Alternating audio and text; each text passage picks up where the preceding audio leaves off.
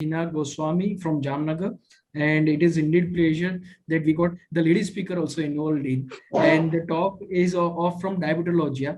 The article is from diabetology. The topic is the liver alpha cell axis associates with liver fat and insulin resistance.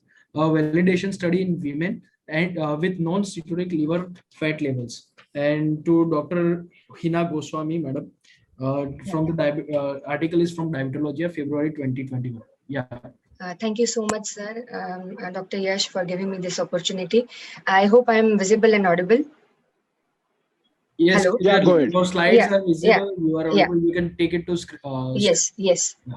Yes. So I'll go forward with the slides.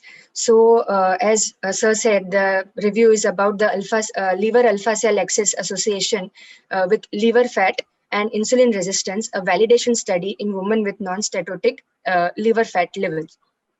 So the citation is from Diabetology, 2021 March article. So the introduction has the title, The Liver Alpha Cell Axis Associates with Liver Fat with Insulin Resistance, a study in women and non-steatotic liver fat levels.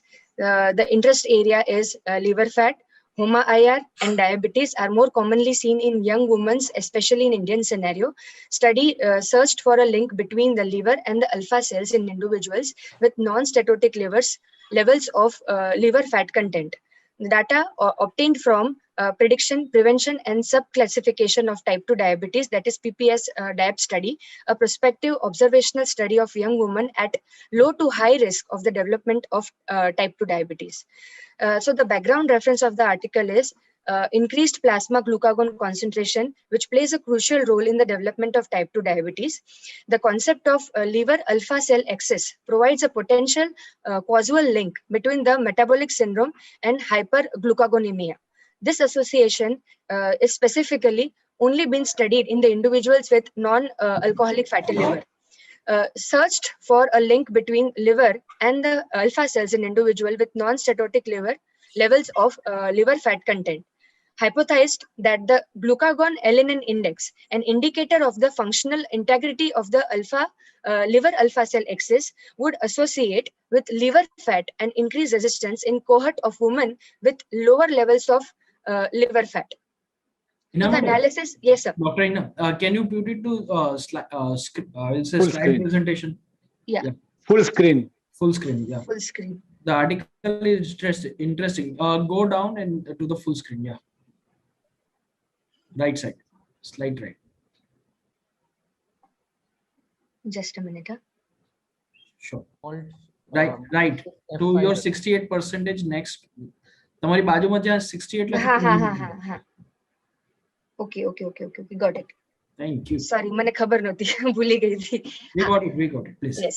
So the analysis obtained, the data obtained from individuals participating in the study of PPBS DIAB study was from type 2 diabetes. Prospective observational study of young women at low to high risk of the development of type 2 diabetes. Study included around 304 women post 3 to 6 months of pregnancy. Analyzed data from 79 participants where data on both plasma amino acids and liver fat content available. The liver fat content was determined by MRI. The insulin resistance was calculated as by HOMA-IR. The conducted Spearman correlation analysis of liver fat content and HOMA-IR with the association with glucagon-alanine index. The opinion and views of this article is as follows. The result shows that the glucagon-alanine index significantly correlated with liver fat and HOMA-IR in the entire cohort. Associated results from significant correlation in participants with liver fat content was lower than 0.5%. In linear regression analysis, the association of the glucagon-alanine index with liver fat remained significant after adjustment for age and HOMA-IR in all participants, and in those with liver fat less than 0.5, but not in the participants with liver fat equal to or less than 0.5%. Study provides evidence for three-way association between liver fat content, glucagon-alanine index and HOMA-IR. It supports the concept of liver alpha cell axis and suggests the alteration in this axis are already apparent at slightly increased amount of liver fat content. The conclusion shows association between liver fat, the glucagon-alanine index, and insulin resistance in an independent study cohort of young women with low to high risk of type 2 diabetes. It also supports the concept that even low levels of liver fat, up to 0.5%, are associated with the integrity of the liver alpha cell axis, which probably affects glucose metabolism. Further, mechanistic study to examine the signaling at molecular level are necessary. Also, larger cohort, including men and more participants with ethnicity other than white, are also required in this study. Key point of this article indicates that does the glucagon-alanine index associate with non-steatotic levels of liver fat content and insulin resistance? Findings are the association is very strong as content as low as 0.5%. It shows the association of glucagon-alanine index with insulin resistance and liver fat content in an independent cohort of young women with low to high risk of type 2 diabetes. These are the reference sections. Thank you so much. Hello. Thank you, Dr. Heena. Yeah. Nicely presented. 1 minute for this, rather than 2 minutes, I'll take 3 minutes because this really interested me and it made me inquisitive why this study was needed.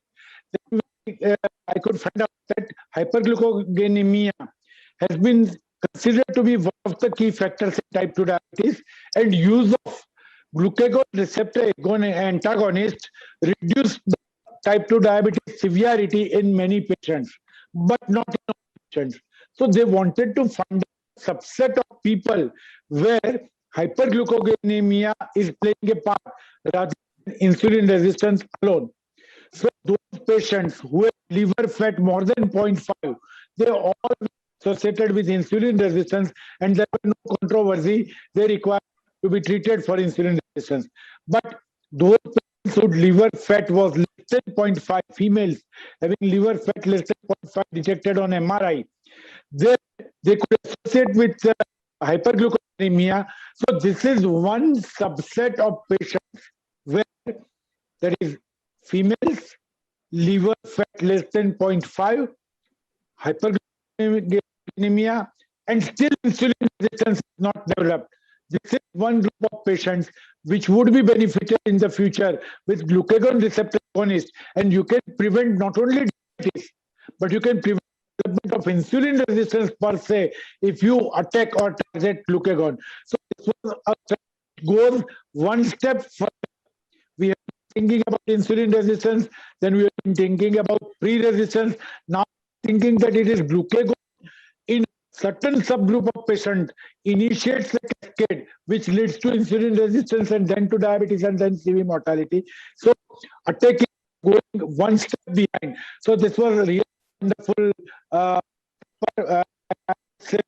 Congratulations to you for selecting this paper, and over required lots of further studies, but it opened up a really wonderful or a new research. Over to Dr. Yash. And before I hand over to Yash, yes, I must thank you and Dr. Malik, because for last 3, 4, 5 months, I had stopped reading articles. I'm back to it. I'm so happy. I articles, prepared them. So thank you very much for bringing me back to what I love the most. Gurman sir, like this is the common interest of all of us.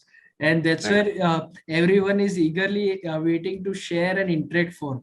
And not you, all of us are on the same line that we have missed those research articles.